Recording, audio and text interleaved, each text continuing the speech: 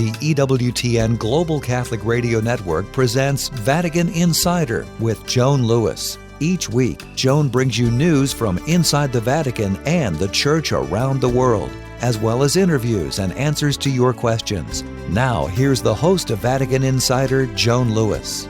Welcome to Vatican Insider as we approach the final stretch of the shortest month of the year, even though 2024 is a leap year and we will have a February 29th. This weekend also marks the return of the Pope and Roman Curia officials to their offices and to work after a retreat that began Sunday afternoon. Retreats have their own history, and that's what I'll look at in a special I've prepared for what is normally the interview segment. I hope you enjoyed that after the news and a Q&A. And now the news highlights. Sunday, February 18th. At the Angelus, Pope Francis told the faithful gathered in St. Peter's Square that afternoon he would be starting a Lenten retreat together with his collaborators of the Curia, that is, cardinals residing in Rome, heads of dicasteries, and superiors of the Curia. For the fourth year in a row, however, by invitation of the Holy Father, the retreat will focus on private personal prayer instead of gathering together outside of Vatican City. Also at the Angelus Sunday, Pope Francis urged the global leaders to push for peace in Sudan and northern Mozambique, where a Catholic mission was set ablaze. Wherever fighting occurs, people are exhausted, tired of war, which as always is pointless and inconclusive and will only bring death, only destruction, and never solve the problem.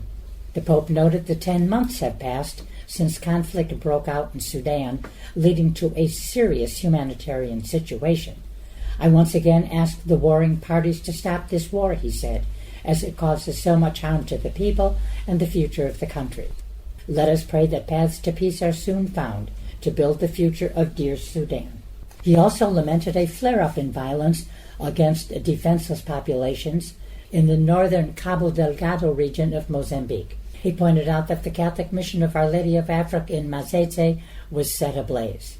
Monday, February 19th. Things were very quiet in the Vatican.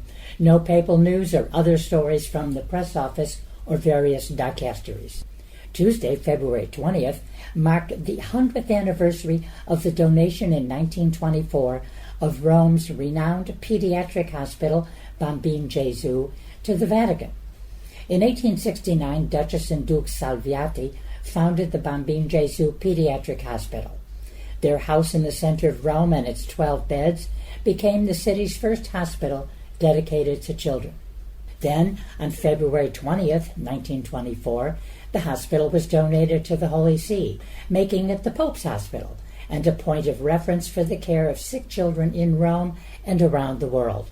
Currently located on Janiculum Hill, it is expected to move in 2030 to much larger premises.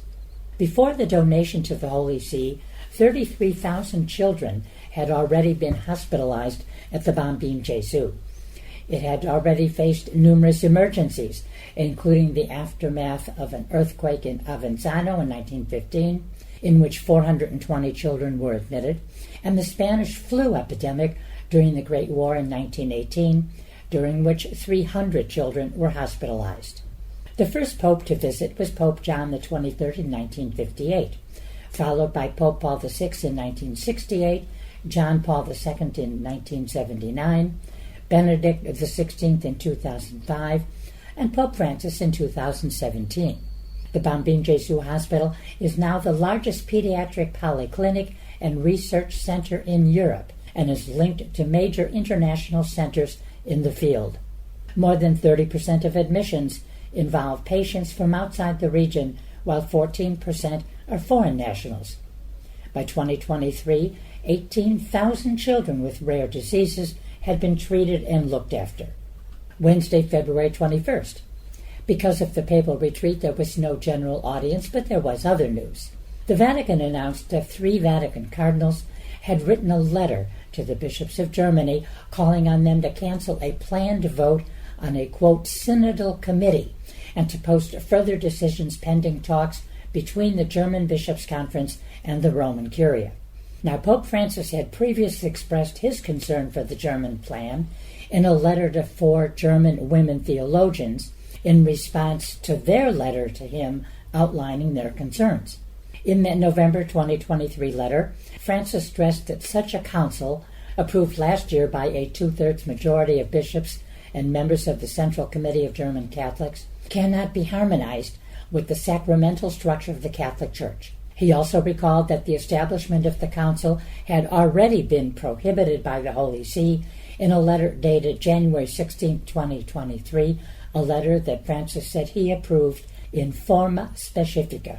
The Catholic Church of Germany wants to approve the statutes of a synodal committee formed in November 2023, aimed at forming a governing and decision-making council that would bring together some 27 bishops and almost 50 lay people to continue discussions and to make possible decisions on issues of ecclesiastical authority, the role of women, sexual morality, and priestly life.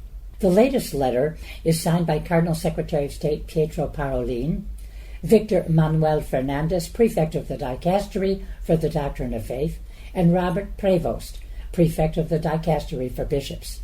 It is addressed to the German bishops who are attending their spring plenary in Augsburg.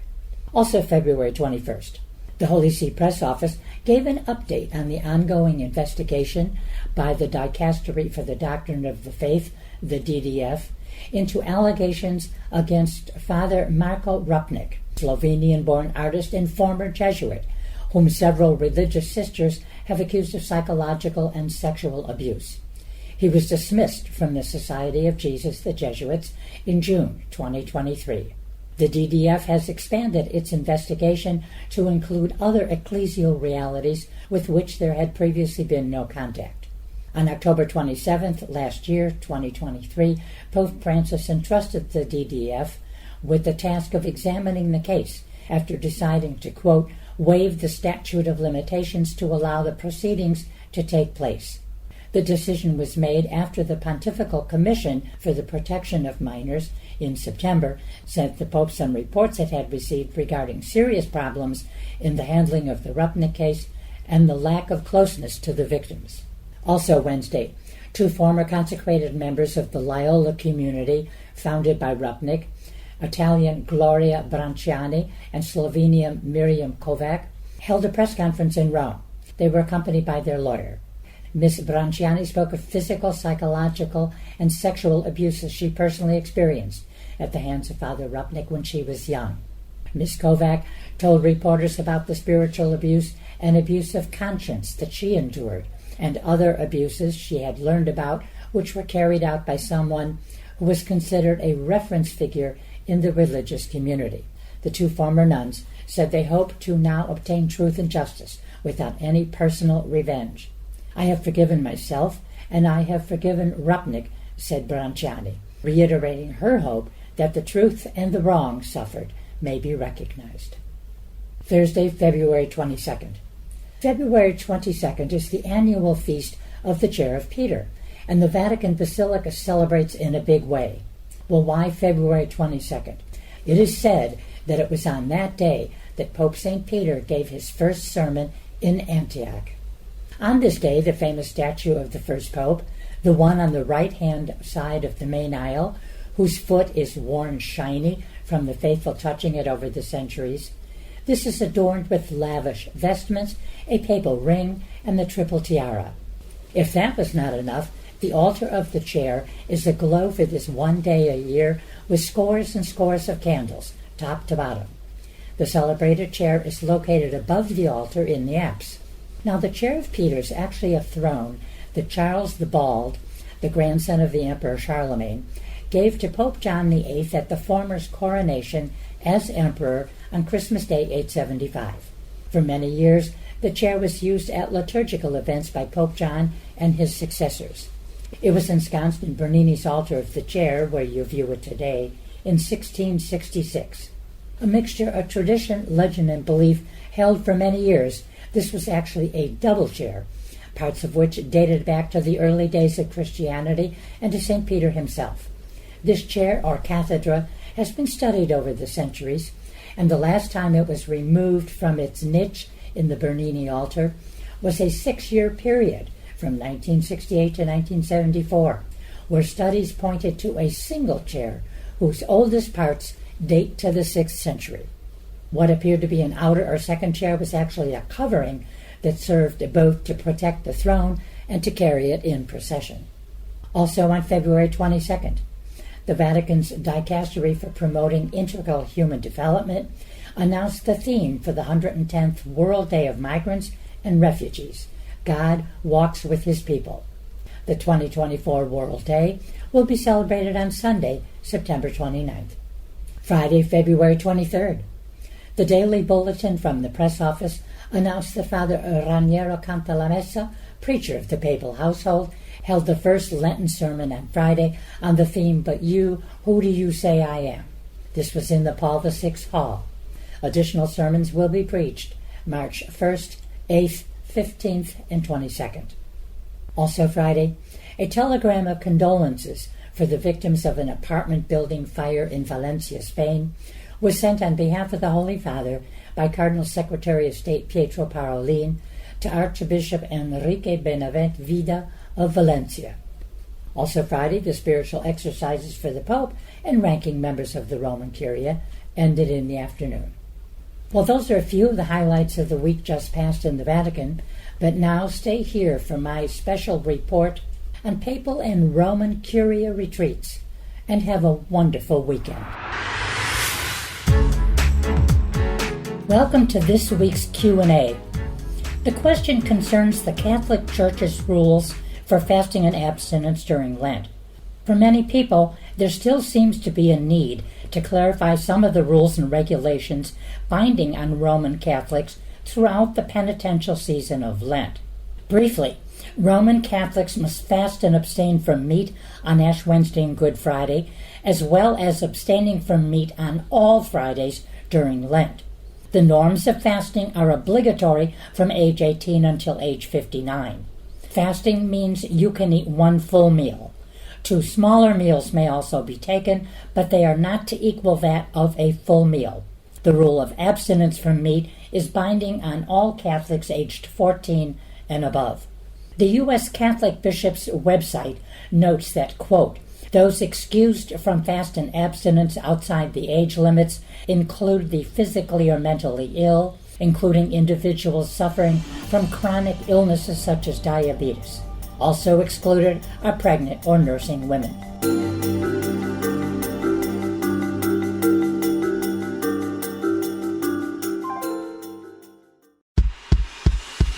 EWTN, helping people grow in their love and understanding of God. I come from a family of 16. Ryan, Micah, Levi, Caleb, Noah, Titus, Timothy, Josiah, Elisha, Becca, Emma, Bethany, Hannah, Grace, Ruth, Christiana. I was really encouraged when I was listening to your radio station, and I just think everything you were saying was absolutely true. And I just thought I should call in and let you know that. And that there's still hope out there. How many times have you heard it said that the church has been weak and ineffective? G.K. Chesterton says the church has been so powerful and effective that it colored even the things that it had not hoped to influence, and changed its enemies as well as its friends. It affects everything it touches. It inspires a life-changing love in its friends and a self-destructive hatred in its enemies.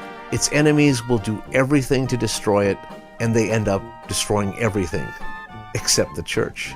The Catholic Church, says Chesterton, has endured for 2,000 years, and the world within the church has been more lucid, more level-headed, more reasonable in its hopes, more healthy in its instincts, more humorous and cheerful in the face of fate and death than all the world outside. Spend more time with the Apostle of Common Sense. Visit chesterton.org for more information.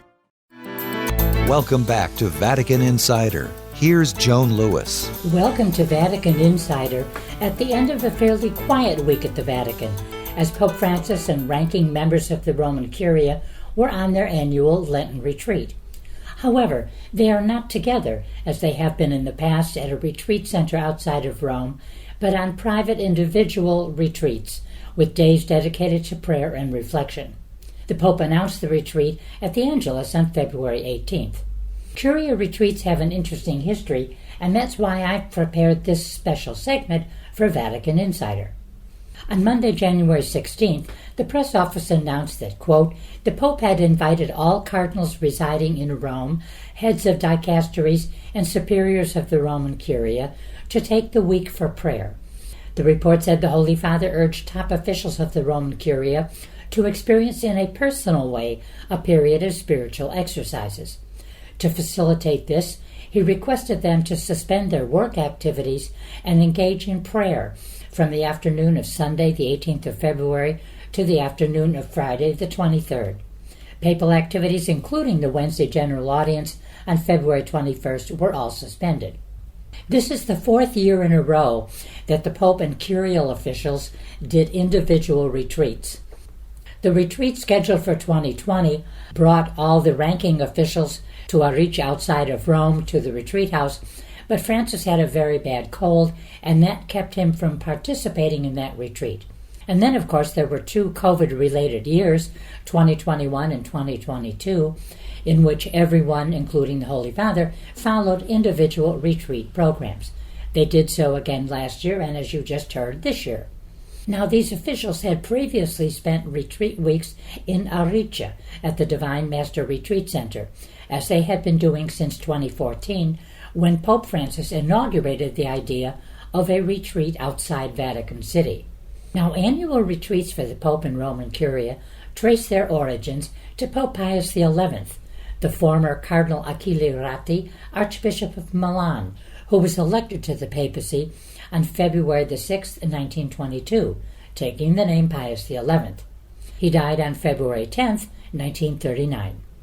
On January 6, 1929, Feast of the Epiphany, Pius XI declared a Jubilee year to mark the upcoming 50th anniversary of his ordination, and he asked the faithful to, quote, share in the joy of their common Father and to join with us in rendering thanks to the supreme giver of all good.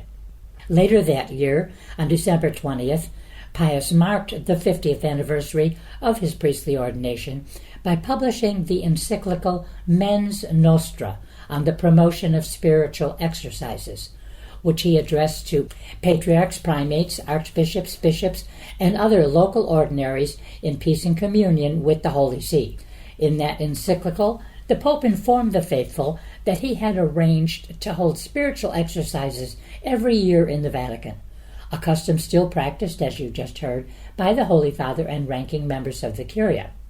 In Mens Nostra, Pius looked back at the, quote, many and rich fruits of the Jubilee year, and he wrote that, as a way to express our heartfelt gratitude, we have deemed it fitting to establish something most excellent, which will, we trust, prove a source of many advantages to the Christian people. We are speaking of the practice of spiritual exercise, which we earnestly desire to see daily extended more widely, not only among the clergy, both secular and regular, but also among the multitudes of the Catholic laity. Pius XI then wrote at length on the history of sacred retreats, citing the words on this subject of his predecessors, of doctors of the Church, and founders of religious orders, such as Don Bosco of the Salesians, and most especially St. Ignatius of Loyola, founder of the Jesuits, whom, he said, we are pleased to call the chief and peculiar master of spiritual exercises. The Pope, in fact, on July 22, 1922, had declared and constituted St. Ignatius of Loyola the heavenly patron of all spiritual exercises, and therefore of institutes, sodalities, and bodies of every kind, assisting those who are making spiritual exercises. Pius underscored the joy and consolation he found in spiritual exercises and announced, quote, in order that we may secure this joy and consolation, both for ourselves and for others who are near us, we have already made arrangements for holding spiritual exercises every year in the Vatican. While highlighting the value of retreats, he did admonish, nor should the priests of the clergy, secular and regular, think that the time spent on spiritual exercises tends to the detriment of the apostolic ministry. As you notice, Pope Pius wrote with the pontifical we instead of the singular I. Now, retreats were initially held the first week of Advent, but eventually, under Pope Paul VI, that was changed to the first full week of Lent. Moving up to present times, it was Pope Francis who, in 2014, decided that the customary spiritual exercises should take place outside of Vatican City. On March 3, 2014, less than a week before he was to take the ranking officials and head out of town, Pope Francis said these occasions should renew the faith of participants, transforming their ministry and their relationships with others. Those who live a retreat in an authentic way, he said, experience the attraction and fascination of God, and they return renewed and transfigured in their daily lives, their ministry, and their relationships. He was addressing an Italian federation of spiritual directors and those who run retreat houses throughout the country, offering Christians space and time to listen intensely to the Word of God in silence and prayer. Pope Francis and senior members of the Roman Curia were scheduled to hold their annual Lenten retreat March 9th to 14th. The Vatican had announced on October, rather than holding the daily Lenten prayers and meditations in the Vatican, Pope Francis decided the retreat would be at the Pauline Fathers Retreat and Conference Center in Aricia, a town about 20 miles southeast of Rome. At that time, the Vatican Press Office distributed copies of the 20th annotation from the spiritual exercises of St. Ignatius of Loyola, the founder of the Jesuits. The note encouraged people making a retreat to leave their home, their office, and quote all earthly care, to concentrate only on their prayer and meditation. The Pope at that time chose Monsignor Angelo De Donatis, a popular spiritual director and pastor of a parish in the center of Rome, to direct the 2014 retreat. De Donatis is now the Cardinal Vicar of the Diocese of Rome. At the end of that first retreat outside the Vatican, according to Vatican Radio, Pope Francis, speaking on behalf of the cardinals, bishops, and other Vatican officials, thanked Monsignor De Donatis, comparing his preaching to the good seed of the Word of God. Francis said the good seed that we carry back home will grow and produce fruit with the rain that the Lord will send. While thanking God for the seed and the rain, the Pope said they should also thank the sower. Speaking in a lighter tone, Pope Francis urged Monsignor De Donatis to pray for the retreatants, whom he regarded as, quote, the syndicate of believers, saying we are all sinners, but we all need the desire to follow Jesus more closely, without losing hope in his promise and without losing a sense of humor. In an interview published March 5, 2014, Pope Francis said he thought it was necessary to give the annual retreat more importance. Everyone has a right to spend 5 days in silence and meditation, he said, but when the retreat was at the Vatican, many of the participants would listen to the talks, then go back to their offices and work. Ansa News Agency had noted that Pope Francis was spending the first anniversary of his election as pontiff engaged in spiritual exercises at a Lenten retreat near Rome. Ansa said that the former Archbishop of Buenos Aires had shunned perks and pomps since being elected, and he repeatedly called for a poor church, earning plaudits for attempting to follow the example set by St. Francis of Assisi, whose name he took as Pope. In 2020, Pope Francis had a cold and therefore did not join his Curia collaborators at the Aricia Retreat House, but he did write a letter to the Jesuit retreat master, Father Pietro Bovati. In it, he extended his prayer and blessings to the retreat director and to the Roman Curia. I am accompanying you from here, he wrote. I will do the exercises in my room, following Father Bovati's preaching, to whom I extend my gratitude. I pray for you, please pray for me. Father Bovati, the secretary of the Pontifical Biblical Commission, gave his first reflection that first Sunday evening, introducing the theme, The Bush Was on Fire, the encounter between God and man in light of the book of Exodus, the Gospel of Matthew, and the prayer of the Psalms. It was Pope St. Paul VI who moved the annual meditations from Advent to Lent. He was also the first pope to select non-Italians to preach the spiritual exercises. He notably invited a young cardinal from Poland to lead the Lenten retreat, Cardinal Karol Wojtyła, who preached in 1976, Christ, a Sign of Contradiction. and this was a mere 2 years before he was elected Pope. Pope St. John Paul invited Cardinal Joseph Ratzinger, the future Pope Benedict XVI, to preach the spiritual exercises in 1983, and in 2000 he chose Vietnamese Monsignor François-Xavier Van Thuan, and it was just 1 year before he was made a cardinal. He, by the way, had spent 13 years in prison in Vietnam. Benedict XVI invited cardinals from Africa to preach the retreats, among them Cardinal Francis Arinze and Cardinal Laurent Monsengwo Passigne. Pope Francis was the first to move the spiritual exercises, as we said earlier, from the Vatican to a retreat house outside of Rome in Aricia. According to the Pauline priest who runs the Casa Divine Maestro, the Divine Master Retreat Center, a typical day when the Pope and Curia officials were there began with Mass, followed by breakfast, and then the first meditation in the chapel. A second meditation was heard after lunch. Other time was devoted to prayer, to rosaries, etc. The retreat house also offered internet access, so dicastery heads who wished to do some work during the week could do so. 2020 was the last time they were all together in Aricia, with the exception of Pope Francis, who, as I said earlier, had had a bad cold. In both 2021 and 2022, due to the ongoing COVID-19 pandemic, the Holy Father asked curial officials to make their own arrangements, withdrawing in prayer during the first week of Lent. 2023 and this year, 2024, were again personal private retreats. By the way, though not in Lent, Pope Francis was a retreat master himself in 2016 during the extraordinary Jubilee of Mercy. He gave a retreat on the Jubilee for priests, offering an introduction and first meditation in the Basilica of St. John Lateran on Thursday, June 2, 2016. St. John Lateran, of course, is the cathedral of Rome's bishop, and that bishop is the Pope, Pope Francis. For more information on these stories, or to check out Joan's blog and to ask her a question, go to EWTN.com. That's EWTN.com. Thanks for listening to Vatican Insider on the EWTN Global Catholic Radio Network.